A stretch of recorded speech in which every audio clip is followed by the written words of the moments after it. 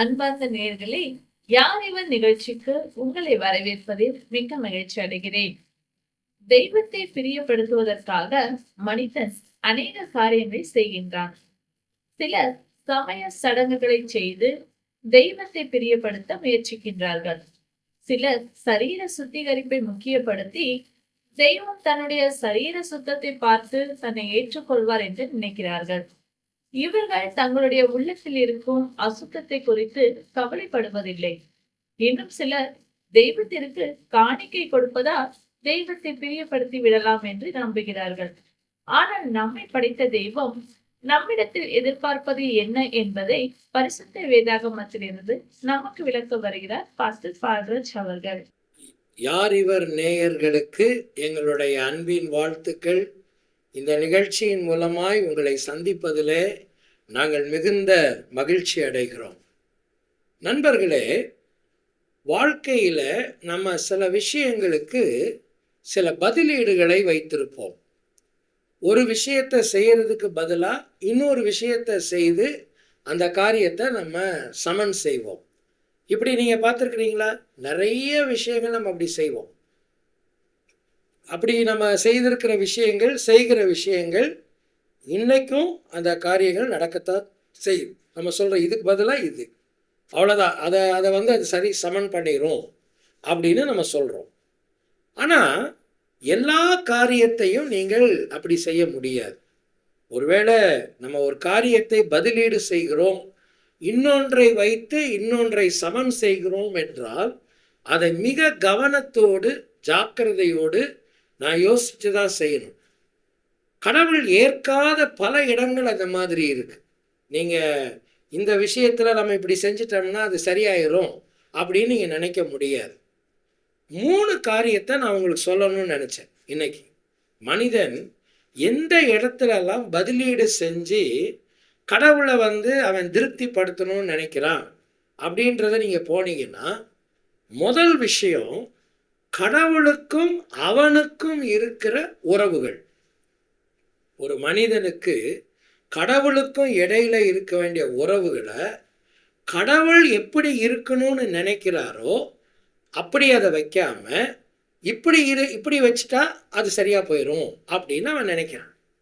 இதுதான் ஆண்டவராகிய இயேசு கிறிஸ்து பரிசுத்த வேதாகமத்தில் மிக வன்மையாக அவர் கண்டித்த ஒரு விஷயம். இன்னைக்கு நிறைய பேர் வாழ்க்கையில கடவுளை திருப்தி பண்றதுக்கு வேற ஒரு மாற்று வழியை அவர்கள் தேடுகிறார்கள். இயேசுநாதர் சொன்ன காரியம் என்ன தெரியுங்களா? கடவுளுக்கு உன்னோட தொடர்பு இருக்கணும்னா, உனக்கு கடவுளோட தொடர்பு இருக்கணும்னா, நீ உன்னுடைய வாழ்க்கையை நேரடியாக அவருடைய பாதத்திலே நீ கொண்டு வர வேண்டும். அவரிடத்திலே நீ அதை சரணடைய செய்ய வேண்டும். அதை விட்டுட்டு வெளியில் இருந்து நீ சமன்பாடுகளை தேடக்கூடாது. இந்த வேத புஸ்தகத்தில் மார்க்கு என்கிற புத்தகத்தில் 7வது அதிகாரத்தில் அன்றைக்கு இயேசுநாதர் வாழ்ந்த சமுதாயத்தில் எப்படி மனிதர்கள் இந்த பதிலீடுகளை தேடினார்கள் அப்படின்னு அவர் சொல்றார். அதில் அவர் சொன்ன மிகப்பெரிய விஷயம் என்னவென்றால் சமய சடங்குகள். அது அவர் சொன்ன பெரிய விஷயம். சமய சடங்குகள் என்று இவர்களாகவே சில விஷயங்களை ஏற்படுத்தி வைத்து கொண்டு அதையெல்லாம் செய்துவிட்டால் எல்லாம் சரியா போயிடும் அப்படின்னு அவங்க நினைச்சது. நண்பர்களே, உங்களுக்கு தெரியுமா, இன்றைக்கும் மனிதன் அதே தான் செய்து கொண்டிருக்கிறான். உண்மையான கடவுளை அவர் விரும்புகிற விதத்தில் அவரை தேடாமல் இவன் சில சமய சடங்குகளை உருவாக்கி வைத்து கொண்டு அந்த சமய சடங்குகளை செய்துவிட்டால் நான் உண்மையான கடவுளை கண்டுவிட்டேன், கடவுளை திருப்தி அடைய செய்துவிட்டேன் என்று அவனாக நினைத்து கொள்ளுகிறான். இது நமக்கு நாமே விஷத்தை வைத்து கொள்ளுகிற ஒரு காரியம். அன்றைக்கு இருந்த அந்த சமுதாயத்தில், இயேசுநாதர் வாழ்ந்த அந்த சமுதாயத்தில் அந்த மக்கள் என்ன செய்தார்கள்? கைகளை கழுவுவது, கால்களை கழுவுவது, வீட்டை சுத்திகரிப்பது, அல்லது விரதம் இருப்பது, உபவாசம் இருப்பது, ஏழைகளுக்கு தான தர்மம் செய்வது, அல்லது அவர்கள் நிறைய காரியங்களை புண்ணியமாக செய்துவிட்டு அதை விளம்பரப்படுத்துவது, இவ்விதமாக சில விஷயங்களை வைத்துக்கொண்டு இதையெல்லாம் செய்துவிட்டால் நான் கடவுளோடு உறவில் இருக்கிறேன் என்று அவர்கள் நினைத்து கொண்டார்கள். ஒருவேளை நான் சொல்லுகிற இந்த வார்த்தைகளை கேட்டுக்கொண்டிருக்கிற நீங்களும் கூட உங்களுடைய வாழ்க்கையில இந்த நிலையில் இருக்கிறவர் தானா? இன்றைக்கு உங்களுக்கு ஒரு செய்தியை நான் சொல்லுகிறேன். இயேசுநாதர் சொன்னாரு, உண்மையான கடவுளோட உன்னுடைய உறவு உளப்பூர்வமாக இருக்க வேண்டும். அடுத்து அது உன்னுடைய வாயினாலே வெளியே அவருடைய புகழை சொல்வதின் மூலமாக நீ அதை வெளிப்படுத்த வேண்டும். அதை தான் இயேசுநாதர் சொன்னார். அவர் என்ன சொல்றார் பாருங்க, இந்த மார்க் என்ற புஸ்தகத்துல 7வது அதிகாரத்துல 6வது வசனத்தில் அவர் சொல்றாரு, உதடுகளினால் என்னை துதிப்பதும் வார்த்தைகளினால் என்னை போற்றுவதும் நான் ஏற்பதில்லை. நண்பர்களே, உங்களுக்கு தெரியுமா, கடவுள் உங்களோடு ஒரு நெருக்கமான உறவை வைக்க விரும்புகிறார்.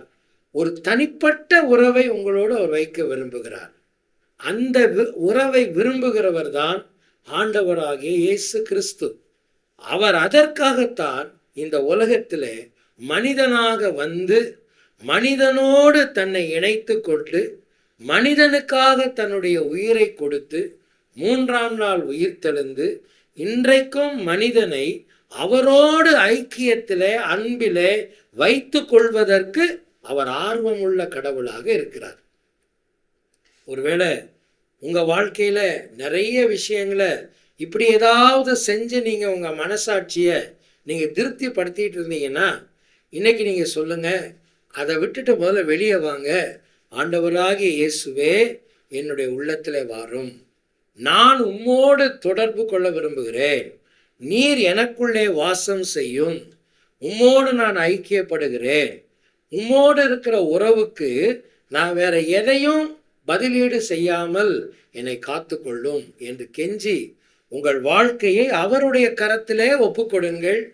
அவர் அந்த உண்மையான உறவின் ஐக்கியத்தை வாழ்க்கையிலே நீங்கள் அனுபவிப்பதற்கு அவர் உதவி செய்வார்.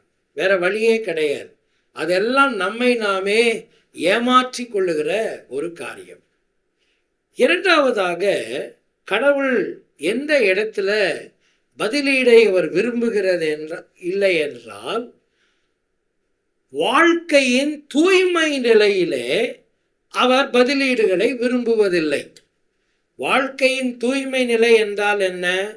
தூய்மையாக வாழ்வது என்பது கடவுள் மனிதனுக்கு கொடுத்திருக்கிற ஒரு மேன்மையான பண்பு நிலை. ஏனென்றால் வேதம் சொல்லுகிறது, ஆண்டவராகிய இயேசு கிறிஸ்து பரிசுத்தமுள்ள ஒரு கடவுள்.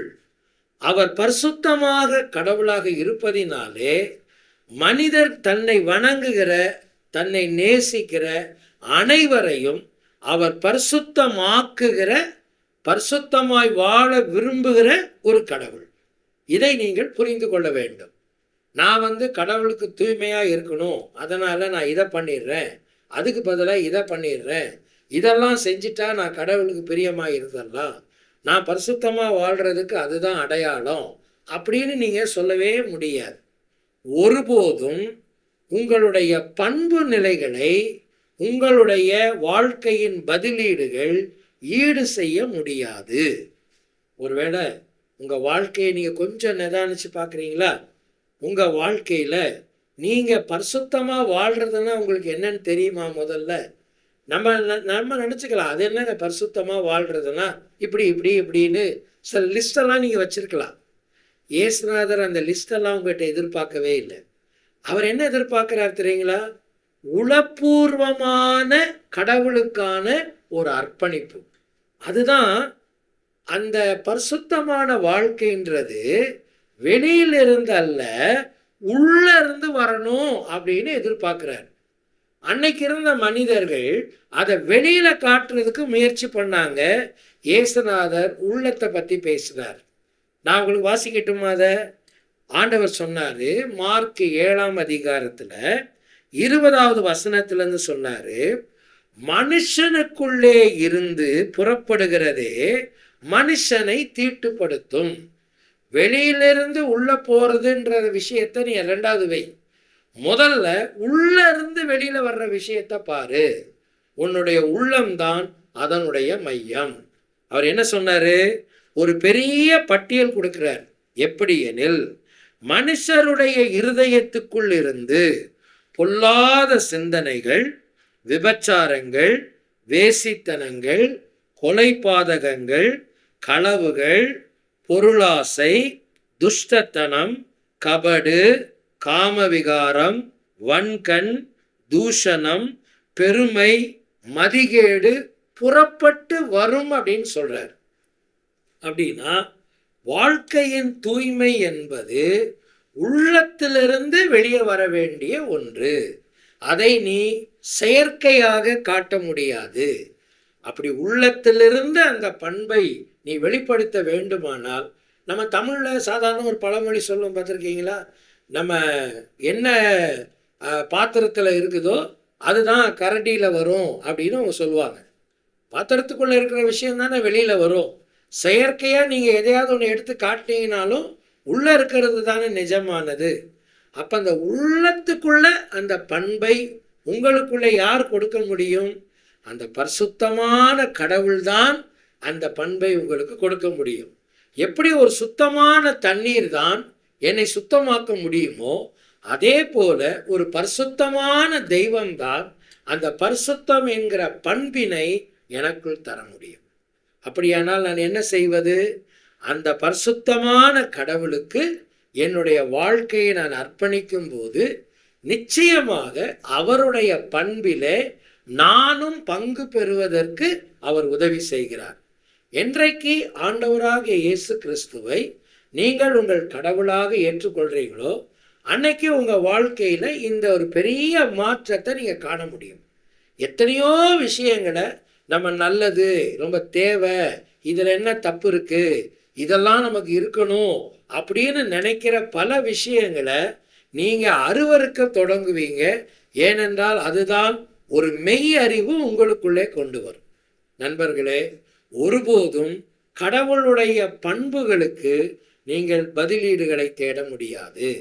அதை நீங்கள் வாழ்க்கையில் அனுபவித்து அதை உங்கள் வாழ்க்கையிலிருந்து நீங்கள் வெளிப்படுத்தணும். அதுக்காகத்தான் இதை நீங்கள் மாயமாக நீங்களே பெற்றுக்கொள்ள முடியாது. நீங்களாக அதை தீர்மானிக்கவும் முடியாது. நீங்கள் நினச்சாலும் அது உங்களால் முடியறதில்ல. சில நேரம் இருக்கும், சில நேரம் இல்லாமல் போயிடும், சில நேரம் நமக்கு எது வேணும் எது வேண்டாம் நமக்கு தெரியல. ஆனால் கடவுள் தான் இந்த விஷயத்தில் நமக்கு முழுசாக உதவி செய்ய முடியும். மூணாவது, இயேசுநாதர் சொன்னார், உன்னுடைய மனித கடமைகளிலே நீ பதிலீடுகளை செய்ய முடியாது. நிறைய பேர் இந்த உலகத்தில் இன்னைக்கு நம்முடைய சமுதாயத்தை எப்படி நரகமாக்கிட்டு இருக்காங்க தெரியுங்களா? மனிதர்களுக்கு செய்ய வேண்டிய கடமைகளை செய்யாமல் அதற்கு ஒரு பதிலீடுகளை அவர்கள் முன்னால் வச்சு அதை அவங்க சமன் செய்ய பார்க்குறாங்க. பரவாயில்ல, இது செய்யாட்ட பரவாயில்ல, இது செஞ்சிருக்கல்ல, அது போதும். இயேசுநாதர் காலத்தில் என்ன நடந்தது? இயேசுநாதர் சொன்னார் பைபிளில், தகப்பனையும் தாயையும் கனம் பண்ண வேண்டும். உன்னுடைய ஆயுசு நாள் நீடித்திருப்பதற்கு, உன்னுடைய வாழ்நாள் நீடித்திருப்பதற்கு உன் தகப்பனையும் தாயையும் கனம் பண்ண வேண்டும் அப்படின்னு சொன்னார். ஆனால் அன்னைக்கு இருந்த நிறைய பேர் என்ன பண்ணாங்க? கோயிலில் கொண்டு போய் ஒரு காணிக்கையை வச்சுட்டு, நாங்கள் இந்த அப்பா அம்மாவை கவனிக்கிறதுக்கு பதிலாக கடவுளுக்கு ஒரு காணிக்கையை கொடுத்துட்றோங்க அப்படின்னு சொல்லி காணிக்கையை கொடுத்துட்டு அப்பா அம்மாவை வெளியே விரட்டி விட்டுட்டாங்க. இது எவ்வளோ பெரிய கொடுமை அல்லவா? ஆண்டவர் அதான் சொன்னார், உன்னுடைய தாய்க்கும் தகப்பனுக்கும் நீ செய்ய வேண்டிய கடமையை செய்யாமல் நீ காணிக்கையை கொடுக்கறதுனால ஒரு பைசாவுக்கு பிரயோஜனம் இல்லைன்னு சொன்னார். அப்போது மனித உறவுகளிலே நம்முடைய கடமையை நாம் நிறைவேற்றுவதில் நமக்கு பதிலீடுகள் இருக்க முடியாது. அப்போ நம்ம என்ன செய்யணும்? எல்லா மனிதர்களுக்கும் நாம் என்ன கடமையை செய்ய வேண்டுமோ அதை நம்முடைய முழு மனதோடும் முழு இருதயத்தோடும் நாம் அதை செய்யணும். கடமையை செய்யணும்னு சொல்லும்போது நமக்கு என்ன ஞாபகம், சில நம்ம சொல்கிறோம்ல, கடமைக்காக செஞ்சுட்டு போகிறாருங்க அவர் அப்படின்னு சொல்லுவாங்க. அப்படின்னா அர்த்தம் என்னன்னா, ஈடுபாட்டை கொடுக்காமல் வெறும் செயலை மட்டும் செய்துவிட்டு போவது. ஈடுபாட்டோடு உன்னுடைய கடமைகள் செய்யப்படும் போதுதான் அந்த கடமை நிறைவு பெறுகிறது. ஈடுபாடு இல்லாமல் வெறும் செயல் மாத்திரம் அங்கே இருக்கும்போது நீ செயலையே செய்தாலும் கூட அது கடமையாக கருதப்படுவது இல்லை. இயேசுநாதர் சொன்னாரு, இதற்கு நீ பதிலீடை தேட முடியாது. ஏன் மனுஷன் அப்படி நடக்கிறான்? அவனுக்கு உண்மை எது என்று தெரியவில்லை, சத்தியம் எதுவென்று அவனுக்கு தெரியவில்லை, தான் எப்படி நடக்க வேண்டும் என்பது அவனுக்கு தெரியவில்லை. இதனுடைய விளைவுதான் இப்படிப்பட்ட பயங்கரமான காரியங்கள் நம்முடைய சமுதாயத்தில் நடக்கிறது. இயேசுநாதர் இந்த உலகத்தில் வாழ்ந்த காலத்தில் அவருடைய சீடர்களையும் அழைத்து, இந்த பொதுவான மக்களையும் அழைத்து, அவங்க எல்லாருக்கும் இயேசுநாதர் சொன்னார், உன்னுடைய வாழ்க்கையில் இந்த 3 விஷயங்களிலும் நீ பதிலீட்டை தேட முடியாது. நீ என்னோடு இருக்கிற உறவுக்கு இன்னொரு விஷயத்தை நீ பதிலீடாக்க முடியாது. நீ என்னோடு இருக்கிற அந்த பண்பு நிலையில நீ உயிருள்ள மனிதனாக பங்கு பெற வேண்டும். அதில் நீ வாழ்க்கையை கொடுத்து தான் பங்கு பெற முடியுமே தவிர, என்னுடைய பரிசுத்தம் என்கிற பண்பினை நான் ரொம்ப பரிசுத்தமாக வாழணும்னு விரும்புகிறேங்க, எனக்கு அது ரொம்ப பிடிக்குங்க அப்படியெல்லாம் சொல்கிறதுனால ஒன்றும் நடக்க போகிறதே கிடையாது. அது உன்னுடைய வாழ்க்கையின் அங்கமாக வேண்டும். 3வது மனித கடமைகள் இல்லையா? நம்ம பல நேரத்தில் கேள்விப்படுறோம். நான் கூட சமீபத்தில் ஒரு 2-3 விஷயங்களை இதை குறித்து நான் கேள்விப்பட்டேன், நீங்களும் கேள்விப்பட்டிருக்கலாம். ரொம்ப தன்னுடைய மனைவியை நேசித்த ஒரு 2-3 பேர் அவங்க இறந்த பிறகும் அவர்களைப் போலவே தத்ரூபமாக மெழுகினால் சிலைகளை செய்து வைத்து தங்களுடைய வீட்டில் அவர்கள் நிற்பது போலவே வைத்திருக்கிறார்கள். உண்மையிலேயே அந்த சிலையை பார்த்தோம்னா நம்மளே அசந்து போயிடணும். நிஜமாகவே அந்த அம்மா அங்கே நிற்கிற மாதிரி, அப்படி அவங்க பக்கத்தில் நின்று அவங்க அந்த ஃபோட்டோஸ் எல்லாம் எடுக்கும்போது பார்த்தா கணவனும் மனைவியும் நிற்கிறாங்கன்னு சொல்கிற அளவுக்கு தத்ரூபமாக பல லட்சம் ரூபாய்களை செலவு பண்ணி அவங்க அந்த சிலைகளை செய்து தங்களுடைய ஆத்மாவை திருப்திப்படுத்தி கொள்ளுகிறார்கள், அல்லது அவங்க மனசை அவங்க திருப்திப்படுத்திக்கிறாங்க. இப்படி நம்ம கடவுளுக்கு செய்ய முடியுமா? கட்டாயம் செய்ய முடியாது. இந்த மாதிரி ஏதாவது ஒரு காரியத்தை செய்து இத்தனை ரூபாவை நான் செலவு பண்ணி இப்படியெல்லாம் நான் செஞ்சு வச்சுட்டேன்னா கடவுள் திருப்தி ஆயிடுவாரா? இல்லை. இயேசுநாதர் உன்னோடு உறவை விரும்புகிறார், உன்னோடு அவர் இணைந்து வாழ விரும்புகிறார். நான் தான் ஏற்கனவே சொன்னேன், அதுக்காகத்தான் தன்னுடைய உயிரையும் கூட அவர் கொடுக்க தயங்கவில்லை. அவர் உயிர் தெழுந்த கடவுள். என்ன செய்யலாம்? இன்னைக்கே அந்த கடவுளை உங்கள் மனசுக்குள்ளே ஏற்றுக்குவாங்க. கூப்பிடுங்க, ஆண்டவராகி இயேசுவே என் உள்ளத்தில் வாங்க, என்னுடைய மனசுலேருந்து நான் கூப்பிடுறேன், என் வாழ்க்கையை உங்கள் கையில் ஒப்பு கொடுக்குறேன், என்னை உம்முடைய பிள்ளையாக மாற்றும். உம்முடைய பண்பாகி அந்த பரிசுத்தமான பண்பை என் வாழ்க்கைக்கு சொந்தமாகும். அதை பற்றி நான் ரொம்ப பிரமிப்பாக பேசிக்கொண்டு மட்டும் இராமல் என் வாழ்க்கையில் அதை அனுபவிக்க எனக்கு உதவி செய்யும். ஒருபோதும் அந்த பண்புகளை நான் பதிலீடாக்காமல் காத்துக்கொள்ளும்.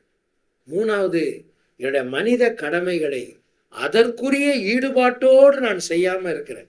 ஒருவேளை நீங்கள் உங்கள் மனைவிக்கு செய்ய வேண்டிய கடமைகள், கணவனுக்கு செய்ய வேண்டிய கடமைகள், பிள்ளைகளுக்கு செய்ய வேண்டிய கடமைகள், பெற்றோருக்கு செய்ய வேண்டிய கடமைகள், நம்முடைய சக மனிதர்களுக்கு நம்ம செய்ய வேண்டிய கடமைகள். எவ்வளோ குடும்பங்கள் நாசமாக இருக்கு இல்லையா? எத்தனை மனிதர்கள் கண்ணீரில் இருக்கிறாங்க இல்லையா? காரணம், நாம் சரியாக செயல்படவில்லை. காரணம் என்ன? நம்ம வாழ்க்கையில் நம்ம பெற வேண்டிய உணர்வை சரியாக பெறவில்லை. அந்த உணர்வை சரியாக நாம் பெற்றிருந்தால் நாம் செய்ய வேண்டிய காரியத்தையும் சரியாக செய்யும். சொல்லுவீங்களா? ஆண்டவராக இயேசுவே என்னுடைய வாழ்க்கையில் வாரும், எனக்கு அந்த நல்ல உணர்வுகளை தாரும், நான் ஒரு நல்ல மனிதனாக இந்த உலகத்தில் வாழ வேண்டும், எனக்கு உம்மோடு உறவு வேண்டும், உம்முடைய பண்புகளிலே நான் பங்கு பெற வேண்டும், என்னுடைய மனித கடமைகளை நான் சீராக செய்வதற்கு எனக்கு ஒரு நல்ல உந்துதலும் தேவை, எனக்கு ஒரு நல்ல ஊக்கம் தேவை, என்னுடைய குடும்பத்தை ஆசீர்வாதமாக நான் காத்து கொள்வதற்கு இப்படிப்பட்ட வாழ்க்கையினால் என்னை நிரப்பும் என்று கடவுளிடத்துல கேட்சுங்க. உங்க வாழ்க்கை அவர் கையில் ஒப்பு கொடுங்க.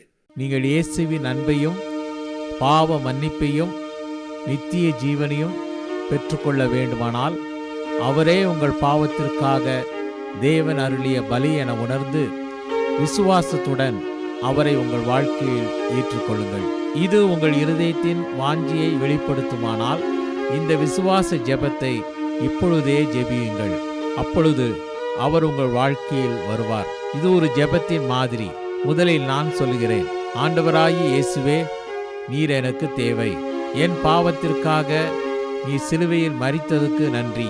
என் வாழ்க்கையின் கதவை நான் திறந்து உம்மை என் இரட்சகராகவும் ஆண்டவராகவும் ஏற்றுக்கொள்கிறேன். என் வாழ்க்கையை நீர் ஆட்கொண்டு நான் எப்படிப்பட்டவனாக இருக்க நீர் விரும்புகிறீரோ அப்படியாக என்னை மாற்றும்.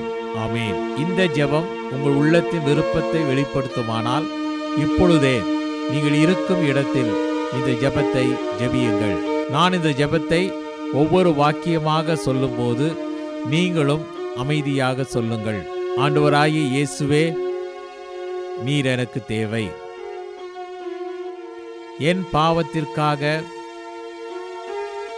நீ சிலுவையில் மரித்ததுக்கு நன்றி. என் வாழ்க்கையின் கதவை நான் திறந்து உம்மை என் இரட்சகராகவும் ஆண்டவராகவும் ஏற்றுக்கொள்கிறேன். என் வாழ்க்கையை நீர் ஆட்கொண்டு நான் எப்படிப்பட்டவனாக இருக்க நீர் விரும்புகிறீரோ அப்படியாக என்னை மாற்றும். ஆமேன். இப்பொழுது நீங்கள் இந்த விசுவாச ஜெபத்தை ஜெபித்துள்ளீர்கள். இயேசு கிறிஸ்துவை உங்கள் வாழ்க்கையில் வரும்படி அழைத்திருக்கிறீர்கள். அவரை வேண்டிக் கொள்ளும்போது அவர் வருவதாக வாக்களித்துள்ளதால் அவர் வாக்களித்தபடியே வந்துள்ளார் என்பதை நிச்சயமாய் அறிந்து கொள்ளுங்கள். மேலும் உங்கள் பாவங்கள் மன்னிக்கப்பட்டது என்றும் நீங்கள் தேவனுடைய பிள்ளையாகி நித்திய ஜீவனை பெற்றுக்கொண்டீர்கள் எனவும் உறுதி கொள்ளுங்கள். நம்ம பிரார்த்தனை செய்யலாமா? அன்பின் தகப்பனே, இந்த நல்ல நிகழ்ச்சிக்காக நாங்கள் உம்மை துதிக்கிறோம். ஆண்டவரே, எங்கள் வாழ்க்கையிலே நாங்கள் உம்மோடு இருக்கிற உறவுக்கு பதிலீடுகளை தேட முடியாது. உம்முடைய பண்பிலே பங்கு பெறுவதற்கு நாங்கள் பதிலீடுகளை தேட முடியாது. எங்கள் மனித கடமைகளை ஈடுபாட்டுடன் செய்வதற்கு நாங்கள் பதிலீடுகளை தேட முடியாது. அதை உண்மையாகவே எங்கள் வாழ்க்கையின் அங்கமாக்கி கொள்ள எங்களுக்கு நீர் உதவி செய்யும். இயேசு கிறிஸ்துவின் நாமத்தில் வேண்டிக் கொள்கிறோம் நல்ல பிதாவே. ஆமென்.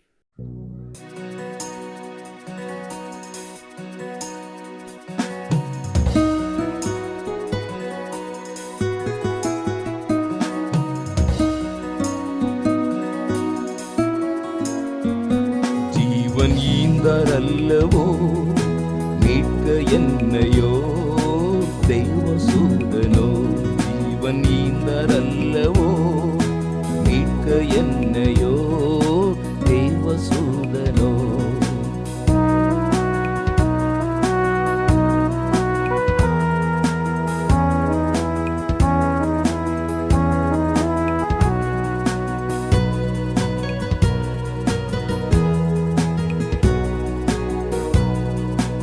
ஆச்சரியமே கேளும் தோழரே, தேவதேவனே தியாகமானாரே. தேவதேவனே தியாகமானாரே. ஆரியதம் கிருபையால் என்னைய தேடி வந்தவர். ஆரியதம் கிருபையால் என்னைய தேடி வந்தவர். ஜீவன் ஈந்தாரல்லவோ மீட்க என்னையோ தேவசூதனோ. ஜீவன் ஈந்தாரல்லவோ.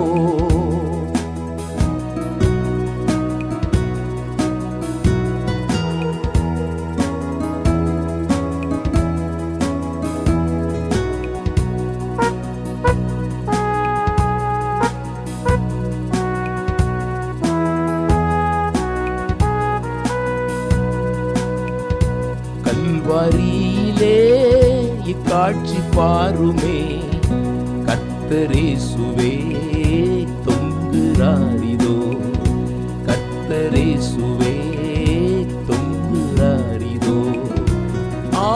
எனது பாவமதை தம் குருசில் சுமந்து தீர்த்தவர், எனது பாவமதை தம் குருசில் சுமந்து தீர்த்தவர். ஜீவன் ஈந்தார் அல்லவோ, மீட்க என்னையோ தேவசூதனோ, ஜீவன் ஈந்தார் அல்லவோ.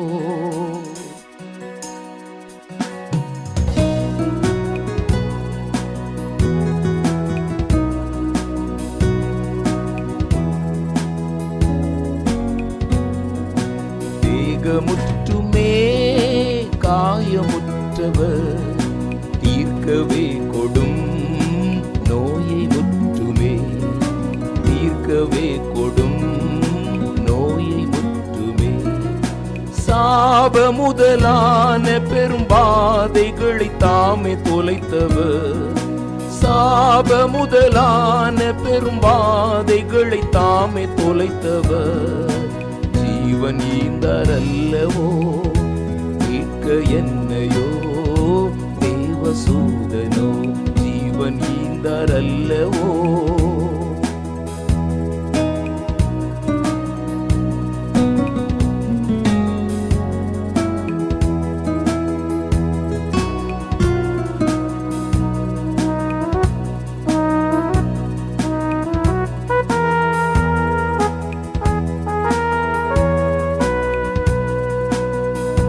அன்பினாலதோ தம் மேன்மை வெறுத்தாரே, அன்னை போலவே அழைத்தீர் என்னையே, அன்னை போலவே அழைத்தீர் என்னையே. ஆச்சரியமே புவிலை காணாதோர் அரும்பினோதமே, ஆச்சரியமே புவிலை காணாதோர் அரும்பினோதமே. ஜீவன் ஈந்தார் அல்லவோ, மீட்க என்னையோ தேவசூதனோ, ஜீவன் ஈந்தார் அல்லவோ. தெய்வம் நம்முடைய உள்ளத்தில் இருப்பதை அறிந்திருப்பதால் நம்முடைய உள்ளம் சுத்தமாக இருக்க வேண்டும் என்றும் தன்னுடைய பண்புகள் நம்மிடத்தில் வெளிப்பட வேண்டும் என்றும் விரும்புகிறார் என்றும் கேட்டோம். நம்முடைய உள்ளத்தில் இருக்கும் அந்த அசுத்தமான பாவத்திலிருந்தும் அதன் தண்டனையிலிருந்தும் விடுவிக்கவே தெய்வமாய் இருந்த இயேசு கிறிஸ்து இந்த உலகில் மனிதனாக வந்து நம்முடைய பாவத்தை தன் மீது ஏற்றுக்கொண்டு நமக்கு பதிலாக சிலுவையில் ரத்தம் சிந்தி மரித்தார். மரித்த இயேசு கிறிஸ்து அடக்கம் பண்ணப்பட்டு 3ஆம் நாள் உயிருடன் எழுந்தார். இன்றும் ஜீவிக்கின்றார். உங்களுடைய தவறுகளை இயேசு கிறிஸ்துவிடம் சொல்லி அவர் உங்களுக்காக மரித்தார் என்று நம்பி அவரை உங்கள் வாழ்க்கையில் ஏற்றுக்கொண்டு உங்கள் வாழ்க்கையை அவருடைய கரத்தில் ஒப்பு கொடுக்கும் போது உங்கள் பாவத்தை மன்னித்து பாவத்திலிருந்தும் அதன் தண்டனையிலிருந்தும் உங்களை விடுவித்து தெய்வத்தின் பண்புகளை உங்களுக்கு கொடுப்பார். இந்த இயேசு கிறிஸ்துவை ஏற்றுக்கொண்டு தெய்வத்தை பிரியப்படுத்தும் வாழ்க்கையையும் தெய்வத்தின் பண்புகளையும் பெற்றுக்கொள்ள விரும்புகிறீர்களா? உங்களுக்கு ஆலோசனை கூறவும் உங்களுக்காக ஜெபிக்கவும் ஆவலாய் இருக்கிறோம். இந்த நிகழ்ச்சி குறித்த உங்கள் கருத்துக்களையும் கேள்விகளையும் எங்களுக்கு தெரியப்படுத்துங்கள். எங்கள் முகவரி: ஒளியும் வாழ்வும் இயக்கம், C26, ஜெய்நகர், திருவெரும்பூர், திருச்சிராப்பள்ளி 620013. அலைபேசி எண் 7598137441 மற்றும் 9487007441. Email ID tv@lala.org.in. இவ்வளவு நேரம் நிகழ்ச்சியை கண்டு கழித்தமைக்கு நன்றி.